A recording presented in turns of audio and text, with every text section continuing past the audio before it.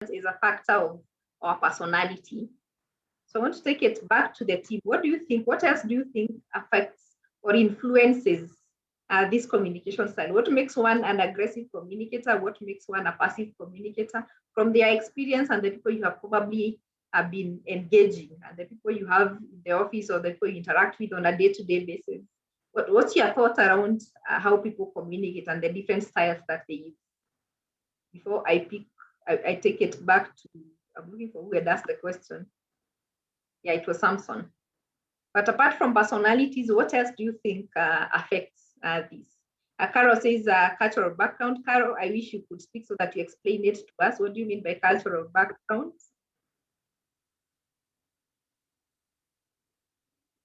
Carol, your mic is on mute. Okay, good. I'm thinking that sometimes maybe there are cultural expectations, and especially where possibly you may find in a particular culture, women are not supposed probably to speak aggressively, or they are supposed to be passive. They're supposed to really be low-lying. There are factors like those in our cultures that sometimes can affect the way we are supposed to communicate. So that can be instilled in you to a point that you just take a low-lying, passive, non-assertive kind of communication style. That is one example. Thank you so much, Carol. That's very true, because even in an environment where you are not expected to speak generally, even if you think you have the best information or the best points to bring across, chances you'll keep quiet and wait for somebody else to say something. But generally, in a work environment, then you realize that's really not a good thing. So maybe in such situations, you need to see what can you be able to do about it. So I'll pick one of a few people from the comments, because now I can see very many comments. I'm not sure if I'll be able to. I can see somebody says upbringing could be a factor. From Catherine, Sabila Gania. She said it's Gania or Ngania? Ngania. Ngania. Oh, Ngania. Ngania. No, that sounds like my mother tongue. So Ngania, what do you mean? What do you mean by nurture and upbringing? Elaborate that for us. Oh yeah, in fact, I wanted to say, you see now the comments are becoming many because we are learning that it is good to be assertive. Oh yeah. And two, now coming back to upbringing, I think one's personality, one's kind of personal disposition in terms of character and all that has two factors, nurture and nature.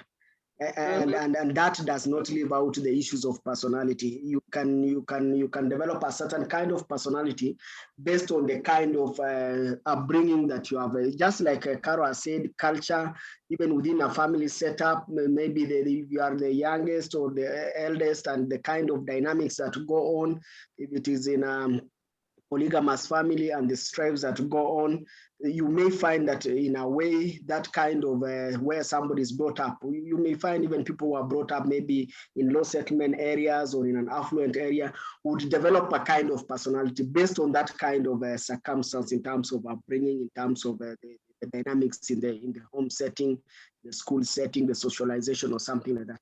So I think how somebody grows up, the circumstances kind of determine in a great way one's personality.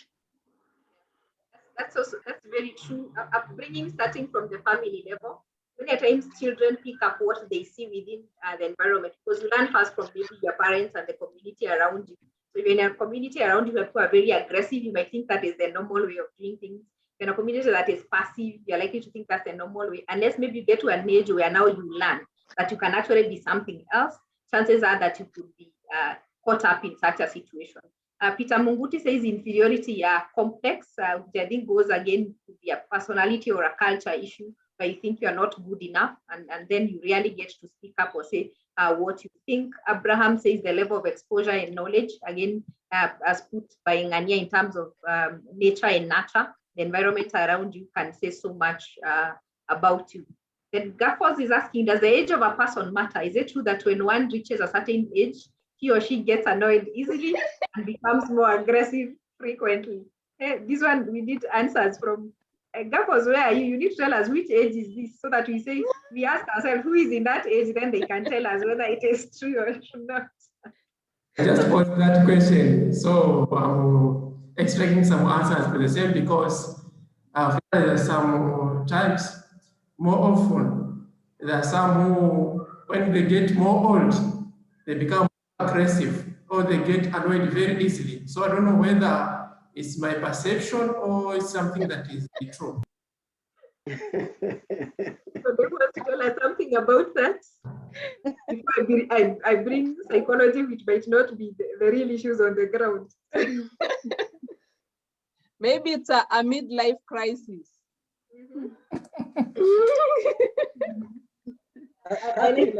What age? Which age?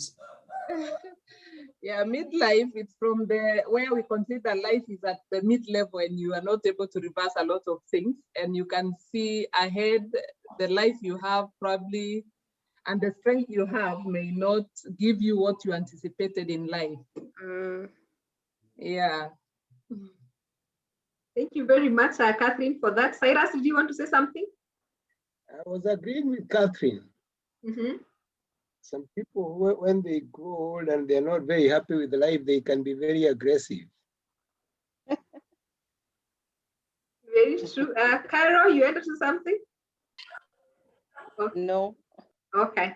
So I think I agree with Catherine and Cyrus from that angle, even from a psychology perspective. What happens is that as you age, if you have a lot of resentment over the life that you lived, you tend to look back on other people. So you start blaming the world, you blame your children because you invested on them and they did not do anything. So you kind of are angry with the world at large and the people around it. So it's not like your personality changes or you're supposed to become aggressive and angry as you age. That is just a factor of the person, just bringing out heart and emotional issues that are unresolved because they probably are not living or did not get the kind of life they thought they should have had from the beginning. I saw a hand up, but I think yes, it was for Godfrey. Okay, Godfrey, you wanted to say something? My contribution was, I guess that's an issue of economic standing. Because if you've really sorted your economic status, whether you're old or what, you know that you're well sorted. So really it doesn't become an issue of you felt as if you're a failure in life. Yeah. Your children are not your retirement scheme.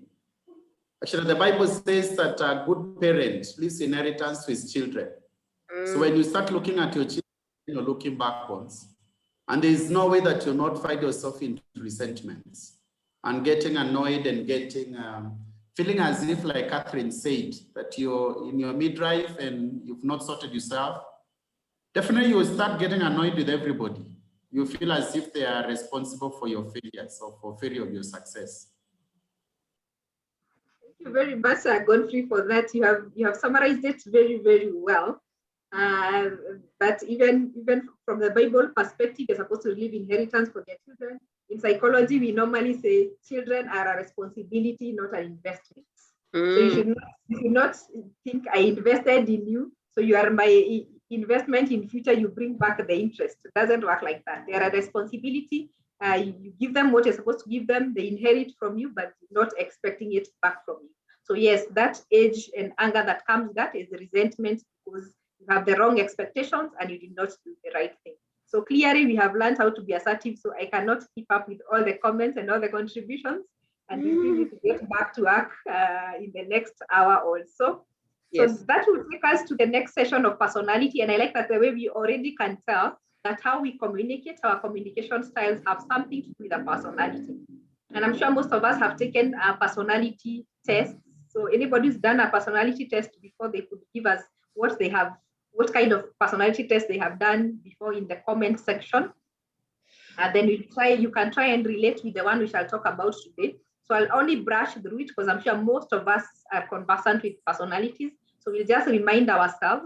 And after that, we see how does that relate, especially with the communication styles that we have already looked at. So we are going to look at what we call a DISC personality profiling. It is commonly being used a lot in the work environment these days, because it gives you a perspective of both work perspective and your social life perspective. So it tries to balance the two. That's why we find it more convenient, especially from a work angle. So DISC, as the word puts it, it's a DISC, where D stands for dominant. D stands for dominant. And if you're a dominant, we give you a red color. And we say from that table that you can see, you are outgoing and you're task-oriented. What that means is you're an extrovert, you're very outspoken, but you focus more on work getting done more than asking how the people are doing. So a D stands for dominant, you are outgoing and you're task-oriented. Then you have the I, which stands for influencing. So we say you are outgoing and people-oriented, meaning you are an extrovert and you care so much about people. Influencers or the yellow people, they are normally the most social people we have in the environment. They are very, very sociable. Then you have the S, which stands for steady, and we give them the green color. So we say they are reserved, meaning they are introverts, but they are also people-oriented. They care about people as much as they are not very, very talkative. Then you have the blue people, we call them the compliance. We give them the letter C. We say they are task-oriented and they are reserved, meaning they are quiet and they focus more on work. They really focus on people. So as we discuss this, you want to ask yourself, where do you think you fall? Do you think you are a red, which is dominant? Do you think you are a yellow, which is an influencer? Do you think you are a green, which is steady? Or do you think you are a blue, which is the compliant? So let me just discuss each of them in a slide or two, just to give us deeper perspective so that we see where we fall.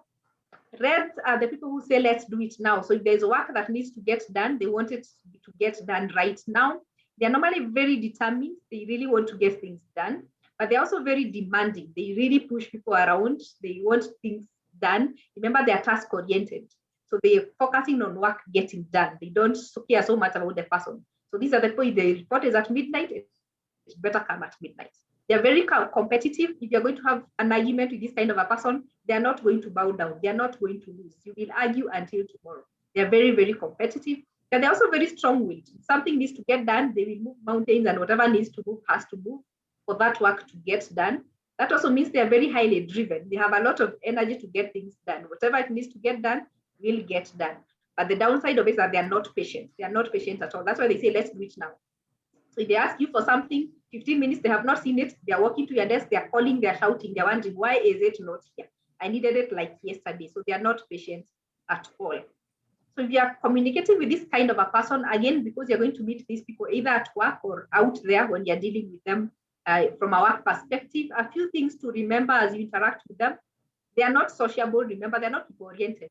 So talk about business. So with these ones, you don't need to create a lot of relationship.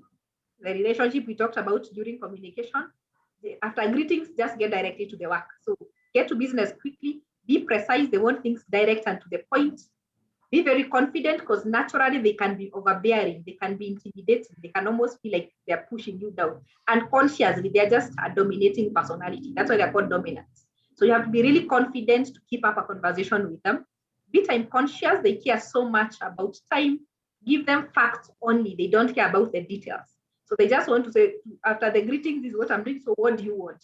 So for them, it's always the end. They're asking themselves, what do you want, or what are the results, or what has happened?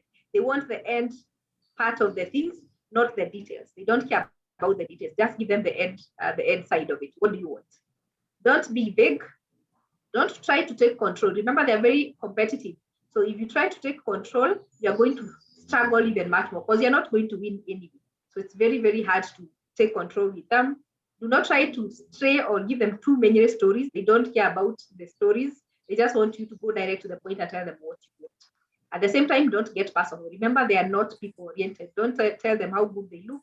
Don't ask them about their children. Don't ask them about their family. That is none of your business. Just go directly to the facts. So those are the red people. So you want to ask yourself, do you think you are a red? Are you the demanding, the competitive, strong-willed, less patient person? Chances then that you are a red.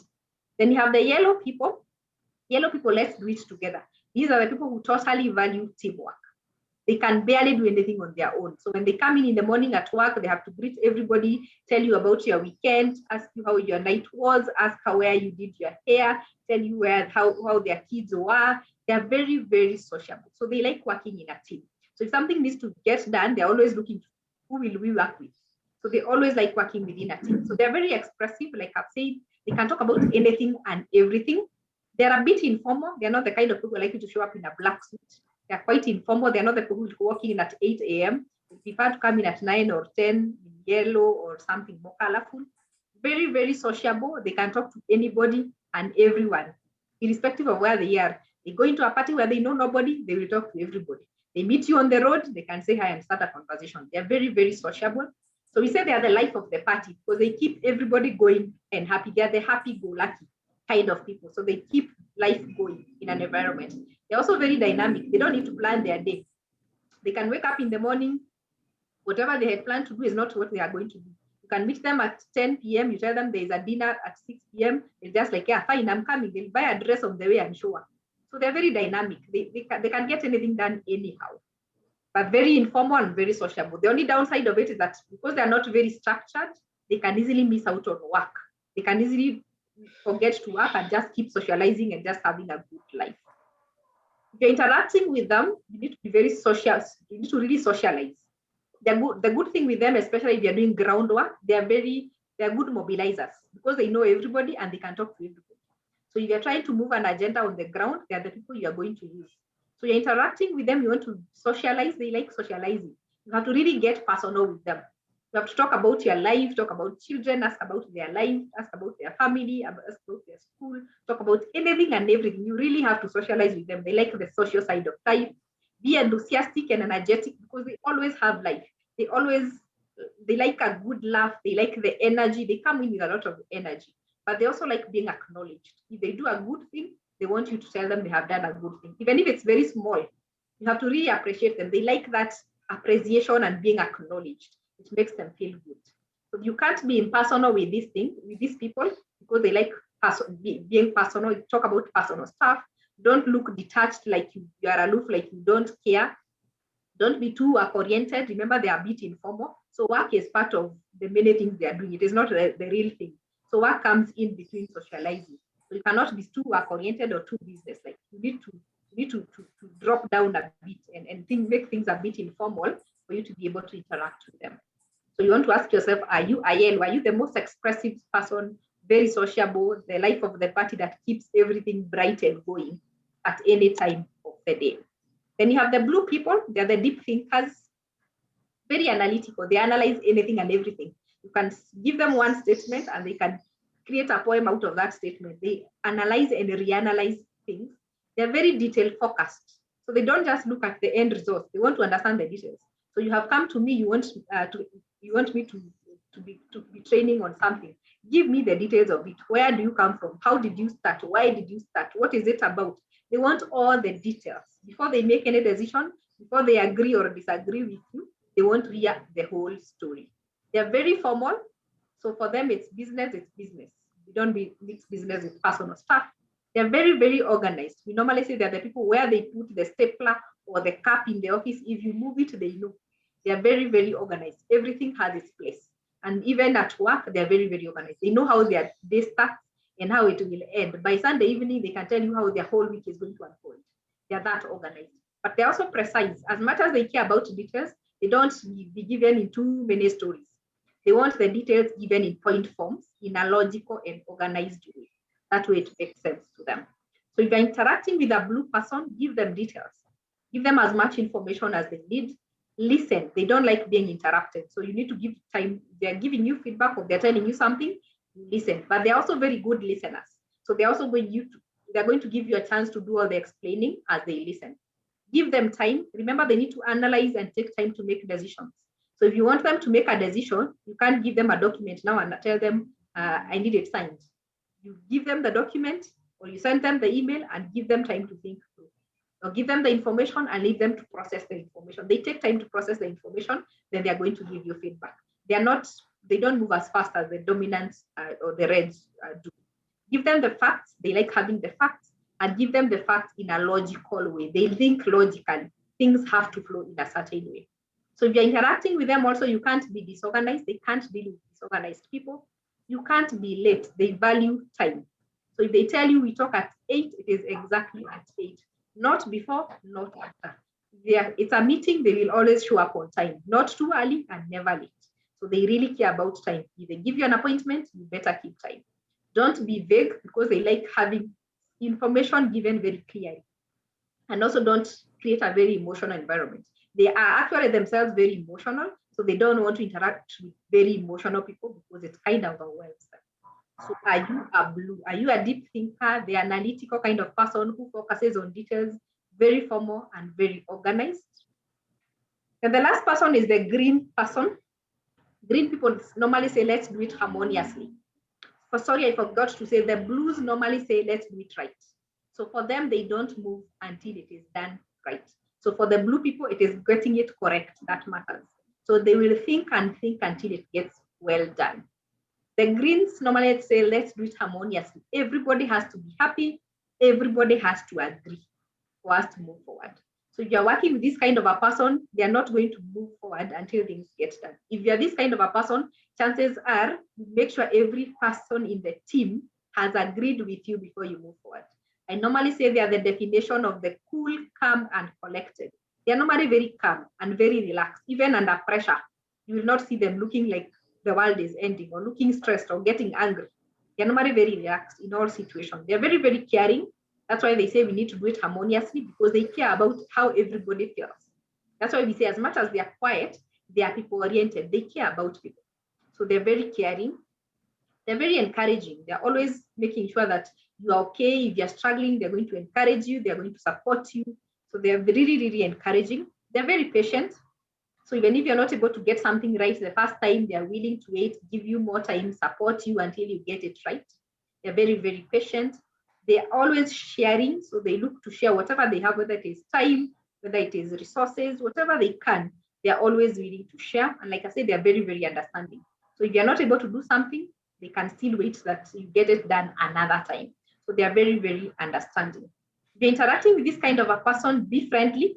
I remember they don't like being pushed. They don't like disagreements. So you have to be really friendly. You need to show genuine interest.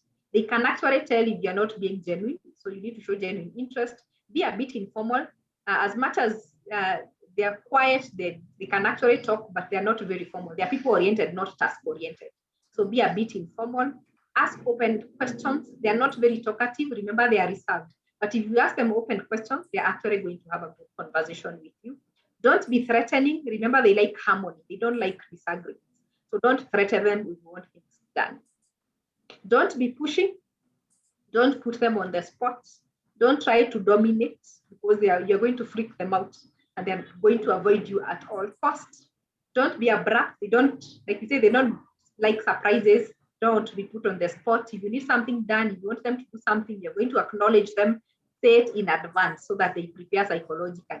But as much as they might look like they're not speaking up, don't make decisions for them. They can actually make decisions for themselves. So don't make decisions for them. Give them time, ask them open-ended questions, they're going to give you their thoughts. If you ask in a friendly and genuine way, without pushing it or without dominating.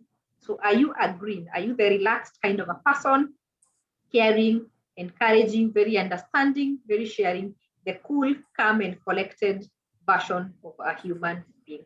So you want to ask yourself, based on those 4 colors, where do you think you fall?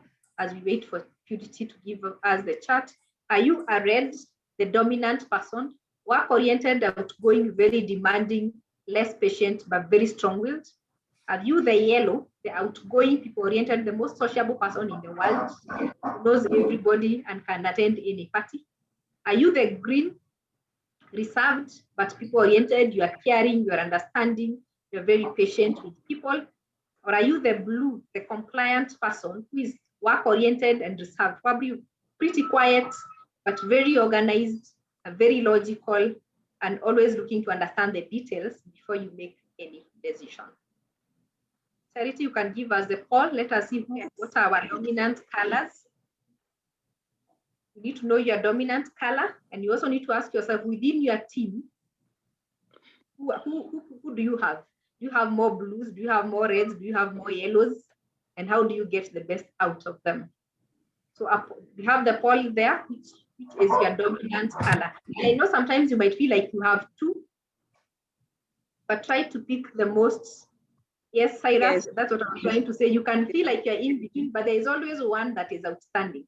Normally you have two that closely follow, but there is one that is outstanding and one that shows out most of the time in your natural zone without being pushed. When you're in your natural zone, which one stands out the most? That is your dominant color. But you'll have another one that closely follows that kind of tries to balance it out so that you feel like you're in between. But you'll always have one that is more dominant than the others. That makes it, that tells you exactly where you totally fall. So we are giving you 1 minute to tell us what your dominant color is. Yes, 26 of us have answered, so about 20 more to go.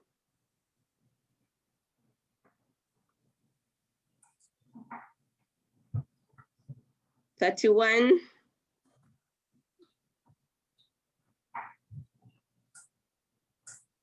36. I think 5 more people to answer, then we close.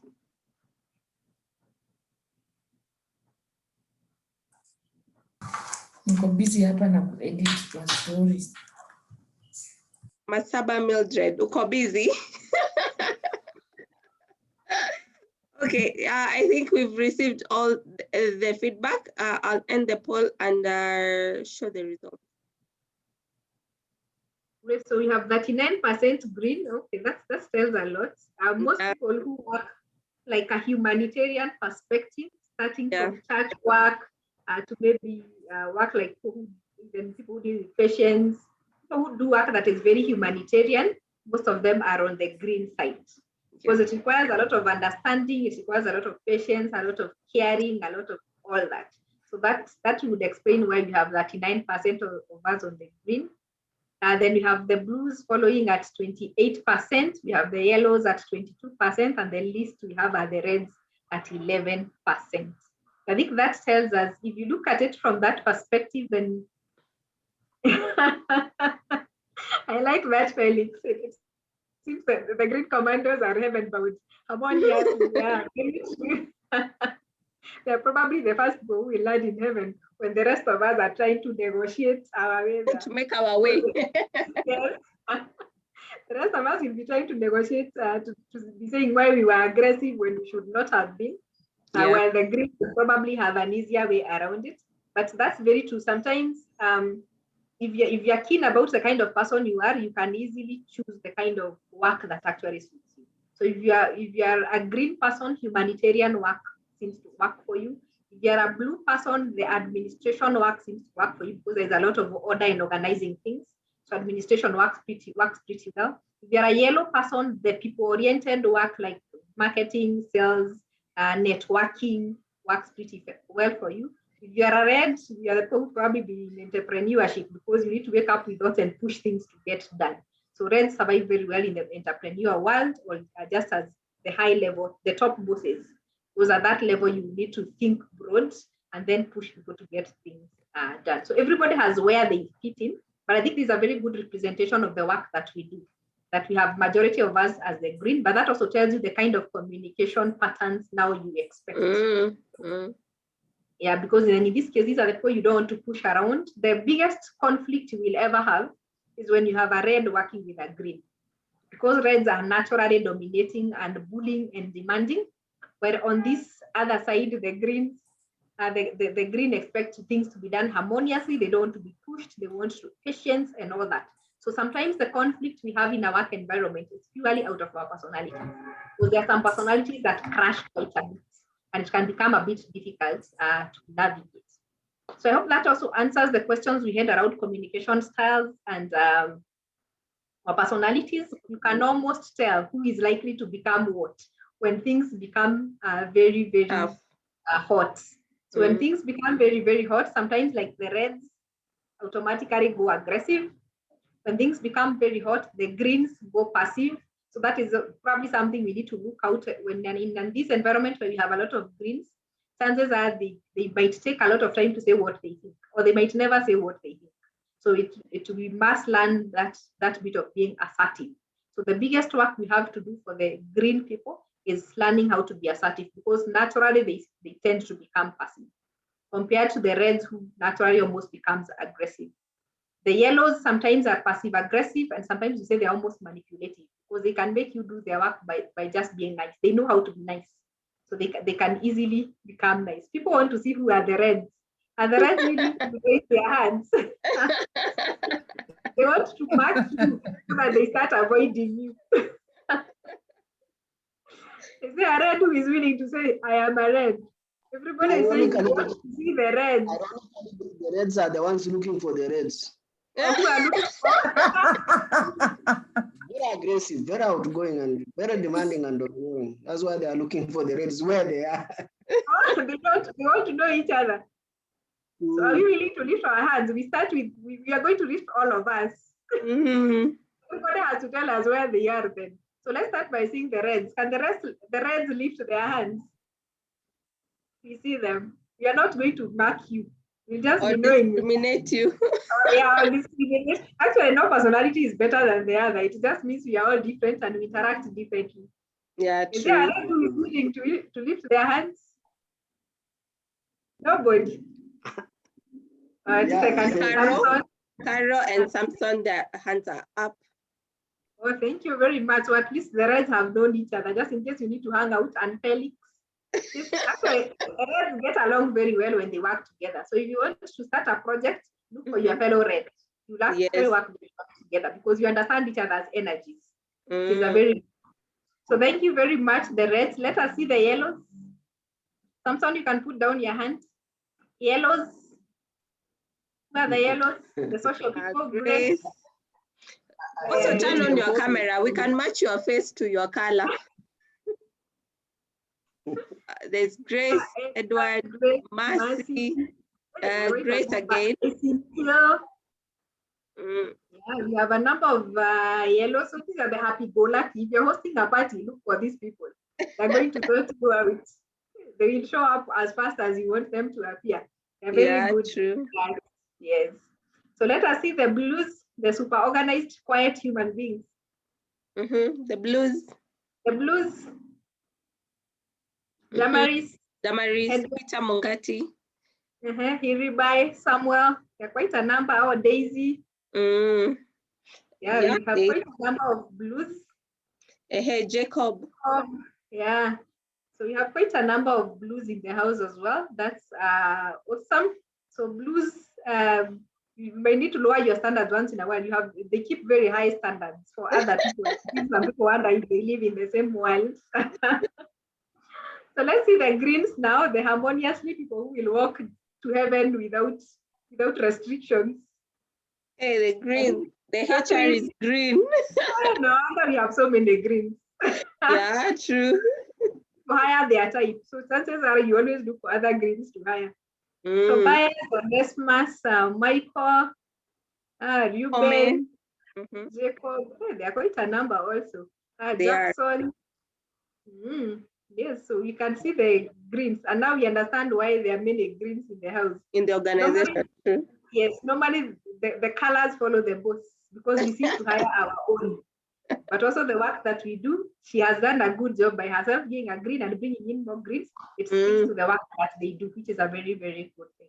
So that's commendable work, Catherine. Thank you everybody for agreeing to tell us where you belong. And now you can also tell, you can easily tell your obvious, your default communication style, and always remind yourself to be assertive by all costs. So people are very happy to see the green people. And Daisy thinks that people who are green who are supposed to be red.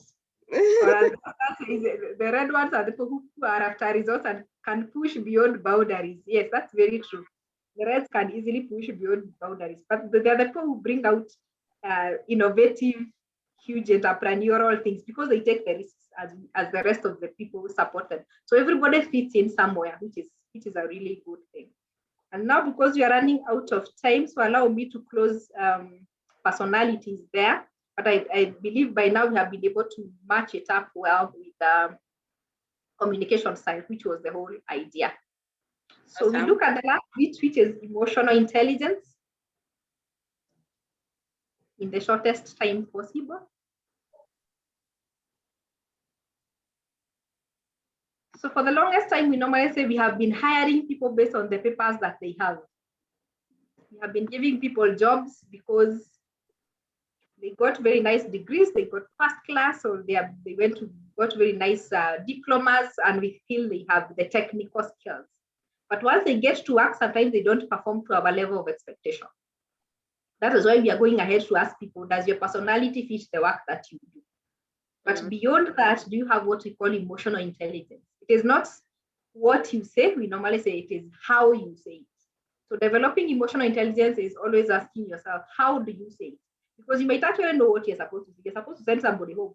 You're supposed to fire somebody. You're supposed to give somebody a suspension. But how do you say it? Because people may forget what you say, but they will never forget how you made them feel. So it is how you make people feel that really counts. And how you make people feel is how you say it. So emotional intelligence is more about looking at things less from a facts perspective, but more from the heart perspective in terms of how you make people feel.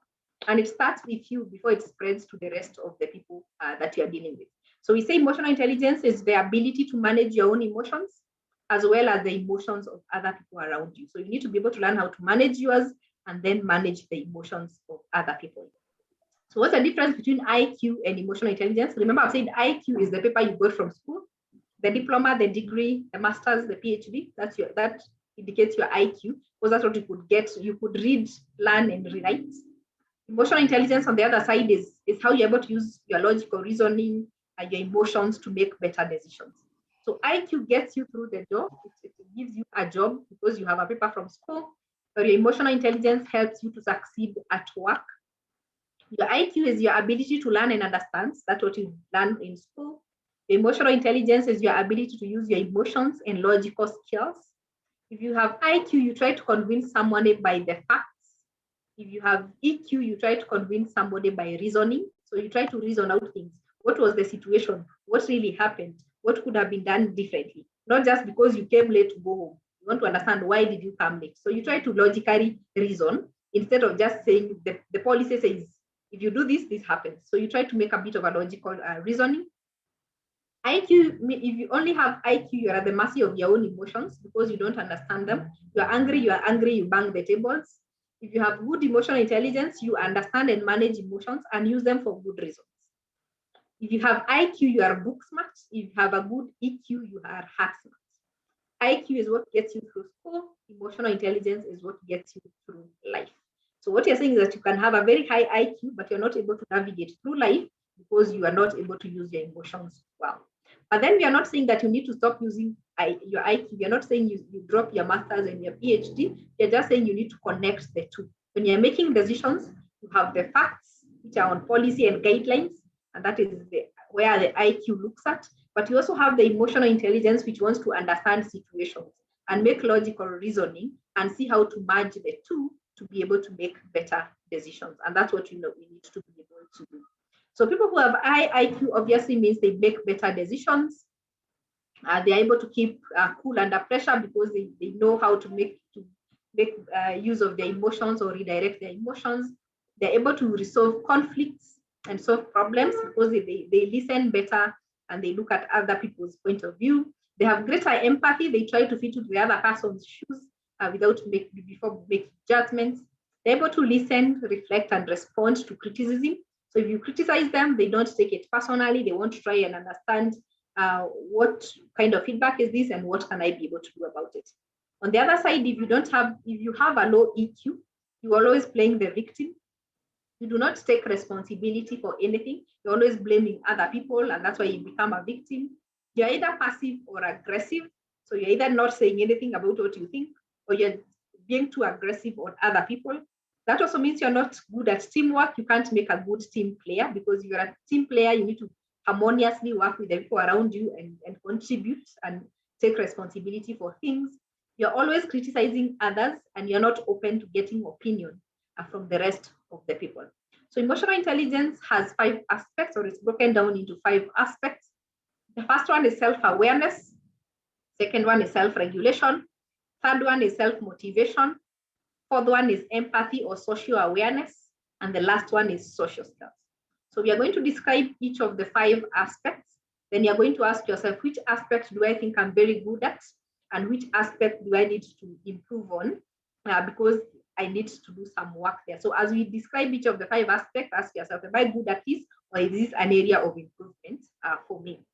Self-awareness being the first one, we normally say it's your ability to recognize and understand emotions, drives, and moods, and how they affect the people around you. So how aware are you of your emotions and your drives, and how they affect the people around you?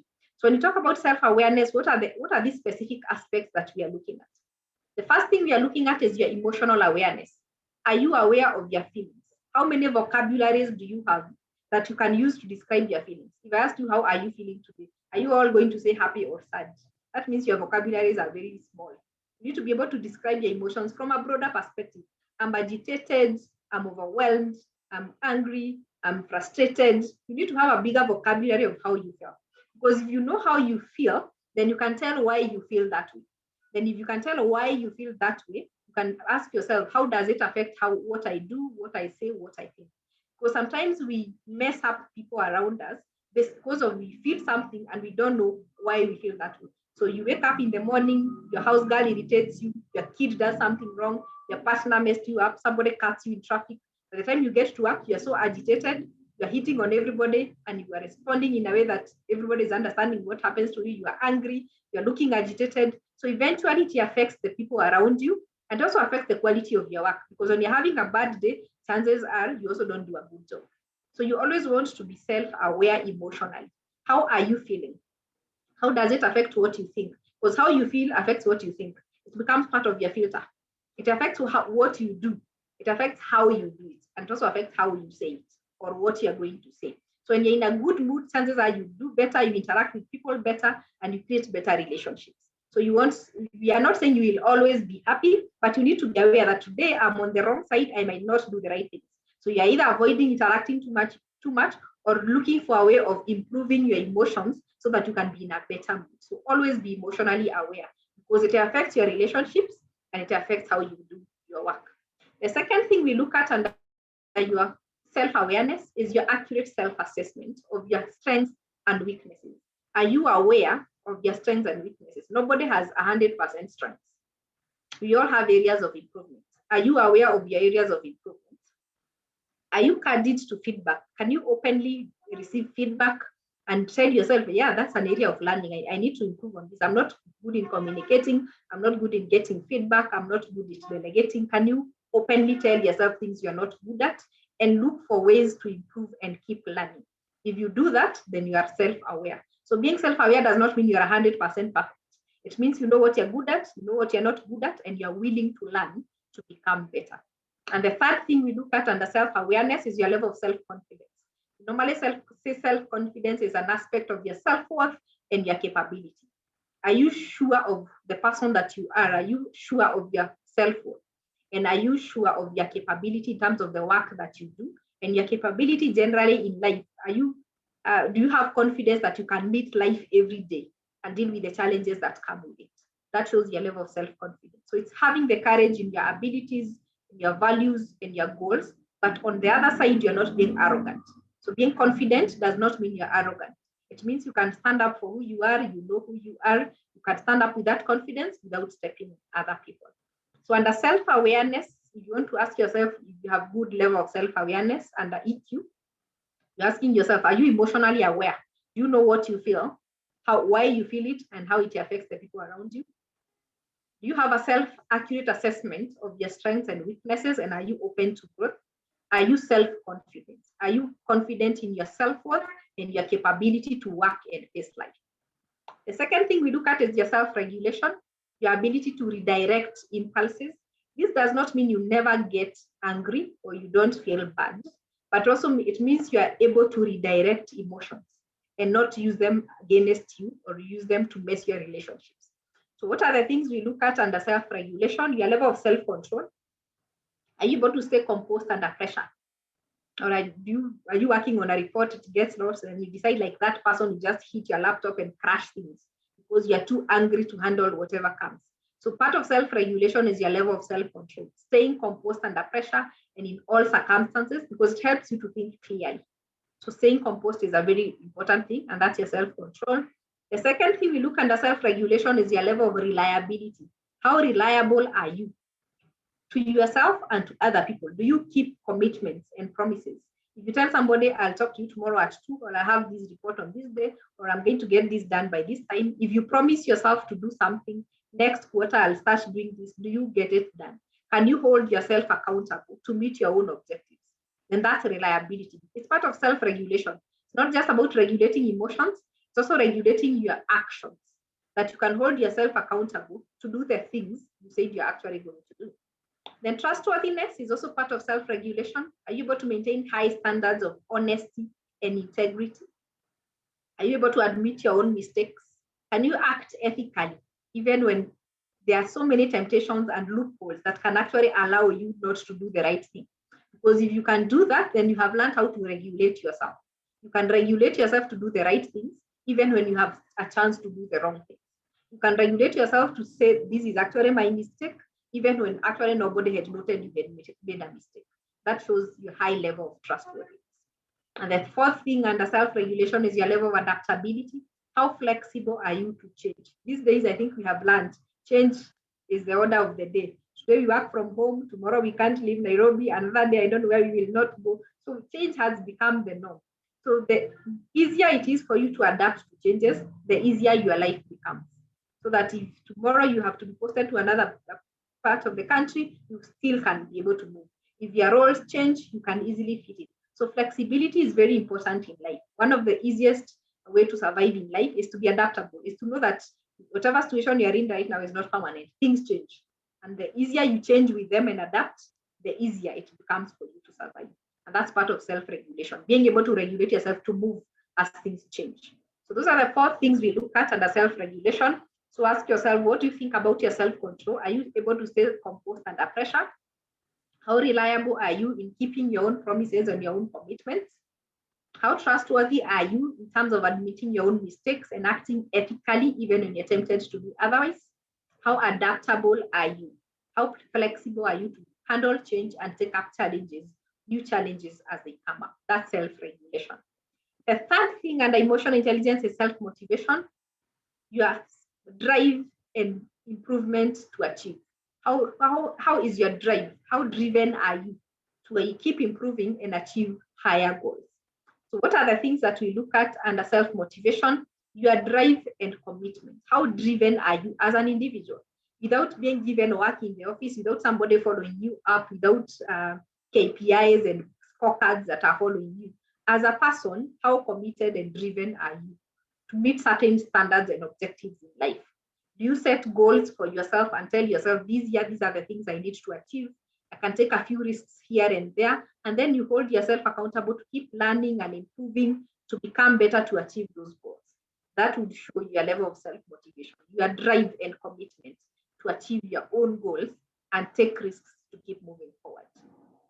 The second thing we look at under self-motivation is initiative. Do you try to make things happen?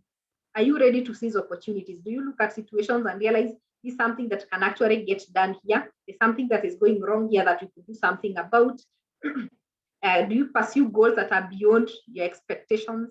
Not just following what is on your job description, what you're expected to do, but try and go above and beyond, doing more than what is expected of you. Mobilizing other people to go beyond the normal things that you are expected to do and try some few extraordinary things, a few things out of the normal. Those that shows initiative, and it's a big thing in emotional intelligence. The third thing under self-motivation is optimism and resilience. Doesn't matter how smart your goals look, doesn't matter how committed and driven you are, things get tough. Things become very thick, and sometimes you feel like that tree, like you're just hanging on your roots, but everything else is falling apart. So in that case, your optimism is what keeps you going, your resilience is what keeps you going. So it is having hope of success rather than failure. It is telling yourself that things are actually going to be okay. And it is having the resilience to know that even if I'm having all these challenges, they're just manageable situations.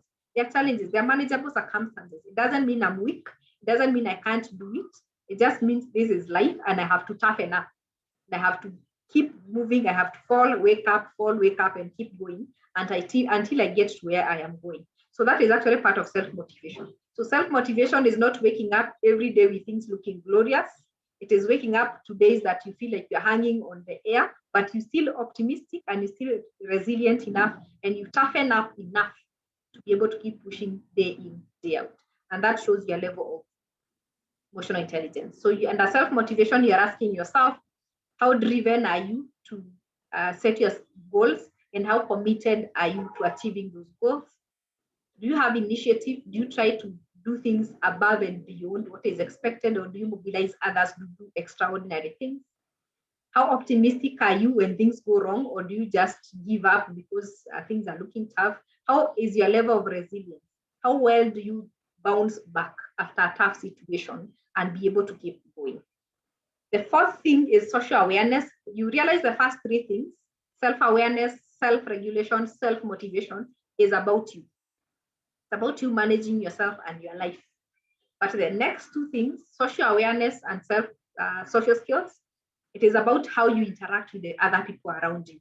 Then in wholesome, that is what forms your emotional intelligence. So social awareness is your ability to understand and respond to the needs of other people around you. How well are you able to respond to the people around you? And we look at things like empathy. Empathy is the awareness of other people's feelings, needs, and concern. You try to understand their emotional makeup. In normal English, we normally say empathy is fitting into the other person's shoes. Are you able to fit into the other person's shoes without first judging them? You first ask yourself, what do they feel? What are their needs? What are their concerns? Why are they looking at things this way? Which is different from the way I would look at it. So when you look at it that way, then you have empathy. You're trying to see or to fit into the other person's shoes. Understanding others, being attentive to other people's emotions, and trying to show sensitivity and then try to help them out. It is not just about empathy. It's not just trying to fit in. After you have tried to fit in, you try to show sensitivity, try to understand, show that you care, and then try to help where you can help. They need some work reduced from their table. They need somebody else to come in and assist them. They need to be referred for further help. What exactly needs to be done to make this person's life much better? As a team leader, you need to have that at the back of your mind. Always try to fit into the other person's shoes, and then ask yourself, what can I do to help them become better people? Developing others, very key, especially for team leaders. Again, one of the easiest way to develop people is to always acknowledge their strengths and their accomplishments. How often do you tell people, thank you for what you have done, good job, well done, that was excellent? So sometimes feedback is all you need to give a reward. So a reward doesn't have to be a big thing. It's basically the words that you give. The moment you tell somebody you're very good at this, you are developing them, because now you have told them what they're actually good at. They know their strengths. The moment you tell them, then this other area you can actually be able to improve on, they know what they need to work on. So that is part of your work as a team leader in terms of developing others. How much time do you take to develop other people? To acknowledge them, to reward their strengths, to reward their accomplishments, to give them positive feedback, to give them constructive feedback, to coach them, to mentor them, to make them become better people. That is part of developing others and shows your level of emotional intelligence. And the fourth thing under social awareness is leveraging on diversity. How well do you respect and relate to people from all backgrounds? And I would imagine in BTL, you would have lots of backgrounds of people to deal with, considering the people on the ground are from all corners, and probably there's some very interior places. How well are you able to relate with such people without bias, without judgment, without stereotyping them? So part of your level of emotional intelligence is being able to respect and relate with everybody, irrespective of their social background, economic background, educational background, gender, religion, all those things. That doesn't matter what my gender is, doesn't matter my religion, doesn't matter my age. You can actually respect me as a fellow human being, and we can actually be able to relate. That shows how diverse you are, and that you can actually use that to your advantage. You can use my religion, you can use my culture, you can use my age to your advantage, because there's something that I can actually bring on the table. And when people bring bias and when people bring stereotyping, you can actually challenge them and tell them that is bias, that is stereotyping, and it is wrong.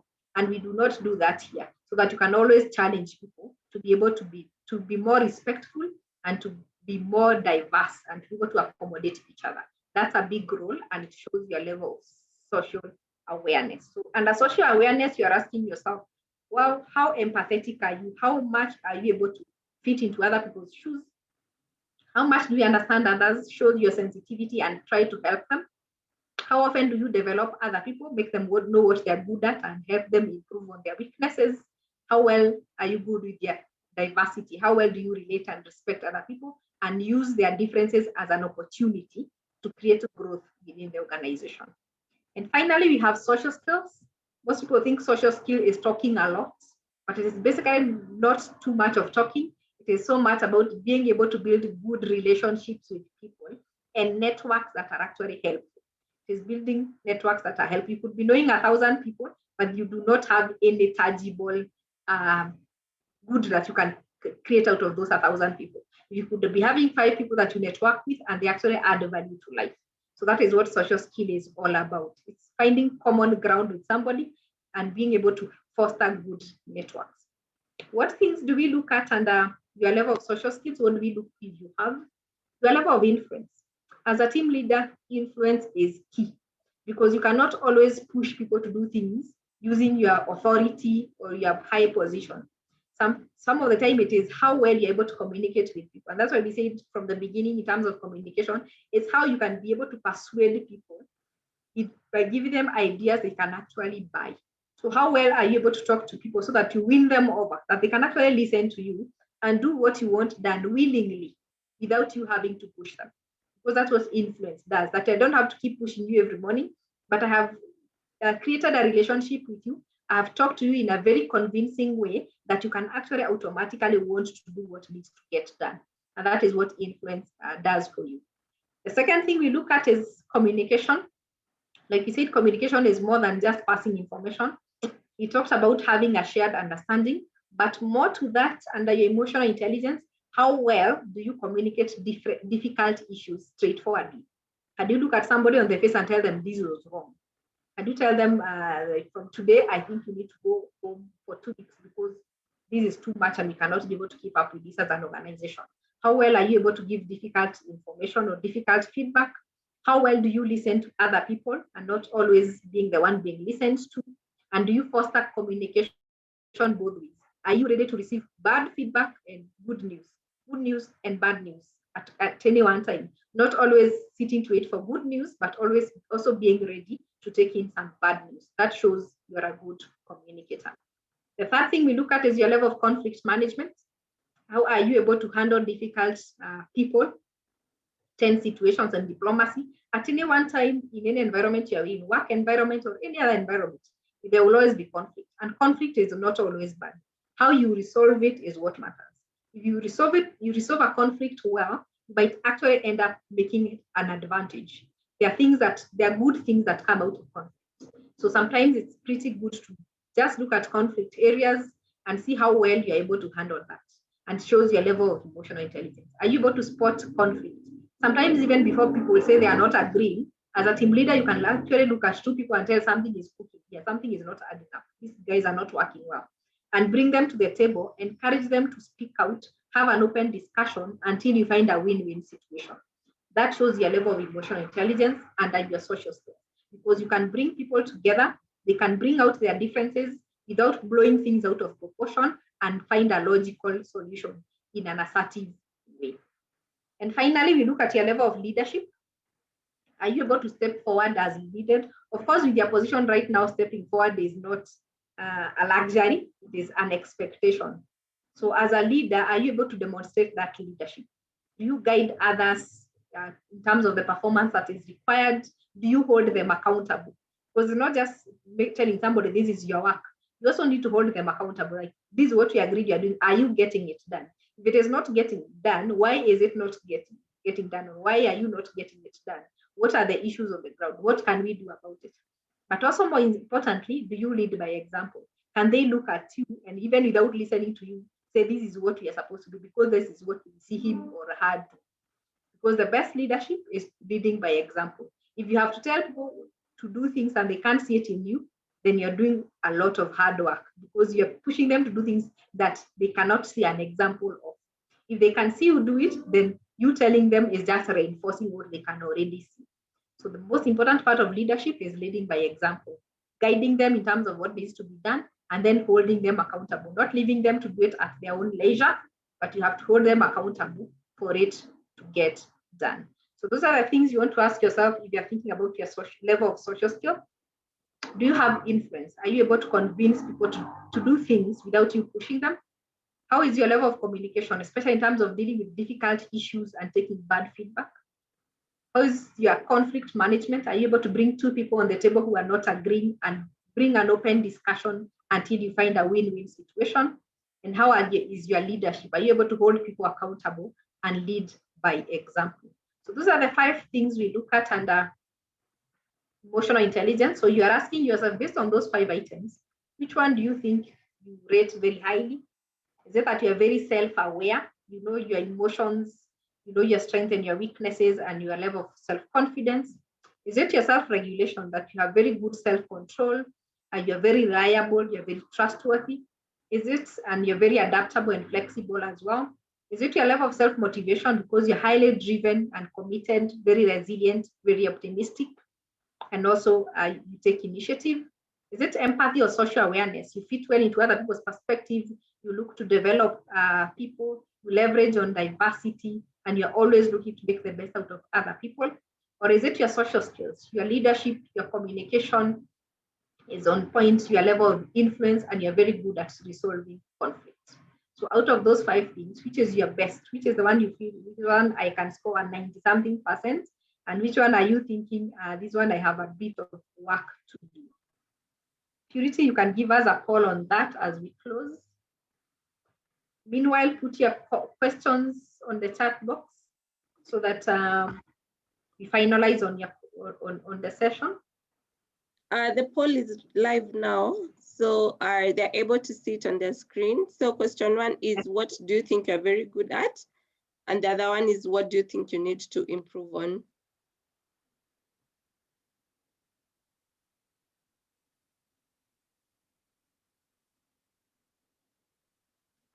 Rosemary, are you able to see the poll, right? Okay. Give us your feedback, please, as we wind up. And if you have any questions, let's just put them on the chat box so that we can start answering them as we close the session.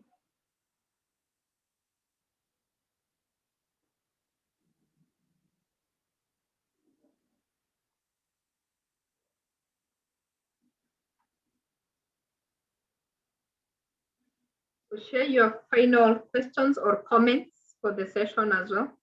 Yes. As you fill in the poll.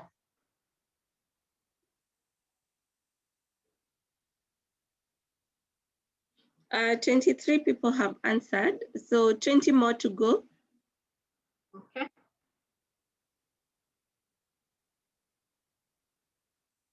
Drop in your answers and any questions or comment on the chat box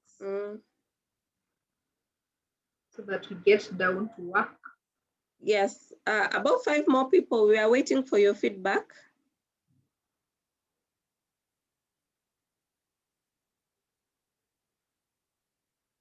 Five more people, 2 more, we close.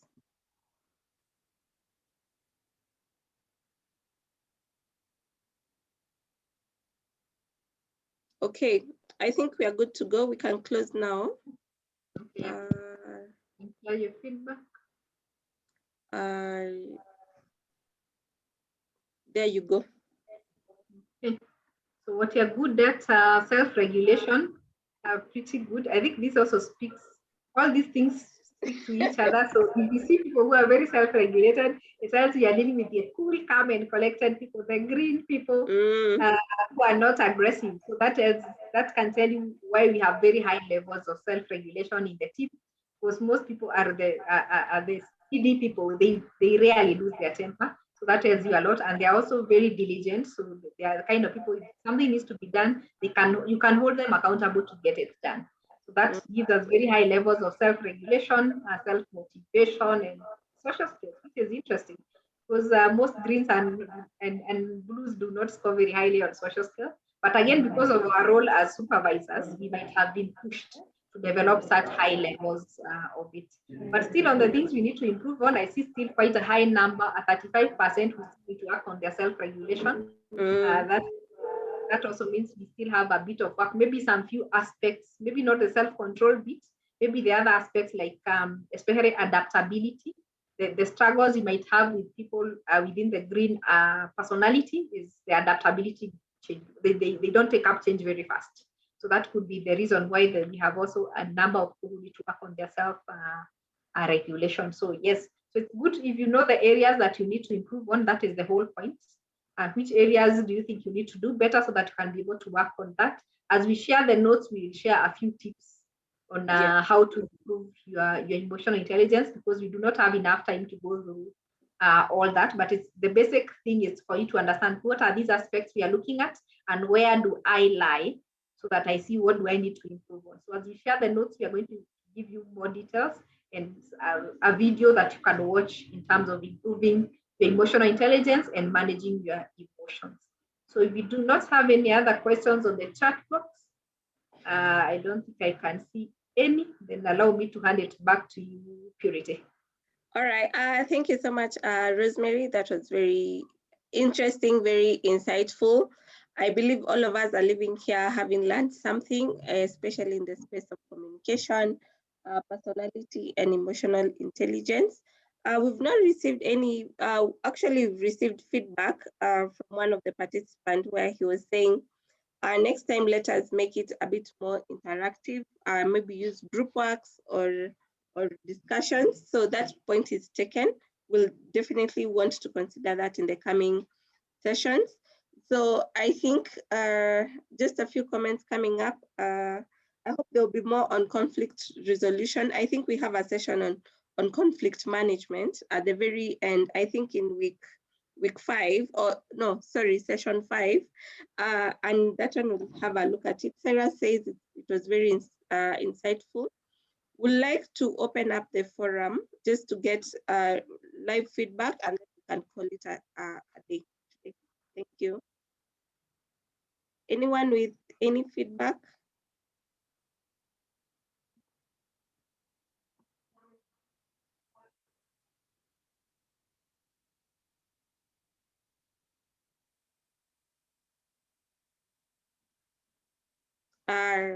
Anyone, you can just unmute yourself.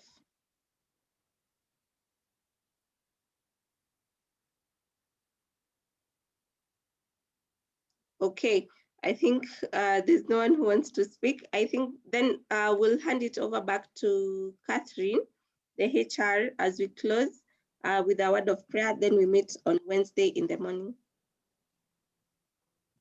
Yeah, thank you very much, Rosemary and Purity. And that was really a very insightful session and also quite interactive. Thanks for the polls. I think it has helped us to, at some point, I know when she was going through the personality, I was asking myself, how will we know where we are? But I'm happy you gave us the poll so that we have a picture of where we are, so that we're able to align ourselves with how then to lead others and how to relate well with others. So thank you very much. I think also this is a very good session to begin the training, so that it will become easy to build up on the other things. So yes. I appreciate even the order of the presentation. Yes, thank you very much. I don't know whether there is any other comment from us, apart from what's on the chat. Anything one would want to say just before we wrap it up? And I'll request probably Tobias to close for us in prayer. But anything, any comment from any participant? Catherine, are we going to get the PowerPoint presentations? Yes, we will get, and the recordings also we will get, so that we're able to follow, because I know that there could be people who could be struggling with internet. So even for future reference, we will have the recordings of this session.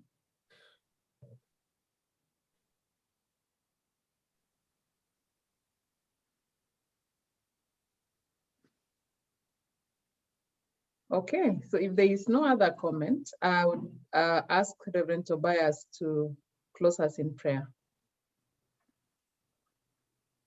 Let's pray. Lord, we want to thank you this morning for the time that we've had in this training. We thank you for Rosemary and Purity for the time that they've had with us as they take us through the different issues of communication, personality. And Lord, we just want to surrender ourselves to you even as we continue using these skills that we've learned in our leadership roles. We also want to thank you for the team as they continue preparing for other sessions. We pray that you will continue to use them. And now, Lord, as ourselves, as we go back to our other assignments, we pray that your favor be with us, that you guide us and watch over us. And above all, we'll be careful to bring back all the glory and honor to you. In the name of God the Father, the Son, and the Holy Spirit. Amen. Amen. Amen. Thank you very, very, very much. Amen. We've taken note of the Johari window as suggested by Abraham. So maybe that one will be able to cover it in one of the future sessions. And also the comment from Grace that there is no personality that is greater than the other, definitely. So I think that is it from us this morning. I want to wish you a very wonderful day. Also, we are at the beginning of the week, so also a very wonderful week. Let's meet on Wednesday in the morning. Wednesday, we are covering, let me see, Wednesday, we are covering role of leaders, managers and supervisors, work planning, organization goal setting, and developing the right team. You'll be honored to have me in the session. So come very excited and looking forward to just covering that particular session. Other than that, God bless you all and have a good morning.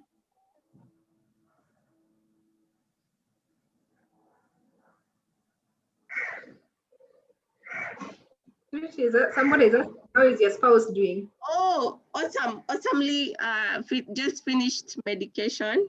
So still under quarantine for the next maybe 1 week. So but we'll see how it goes. All the best. Awesome. Thank you. Asanteni sana, that is it. Or we don't want to leave. Or we have a cup of tea behind the tent. Next time, maybe we'll bring tea and then we do cheers before we leave. Yeah, for sure. All right. Yeah. Thank you so much. Thank you. Thank you, Charity. Thank you, Rosemary.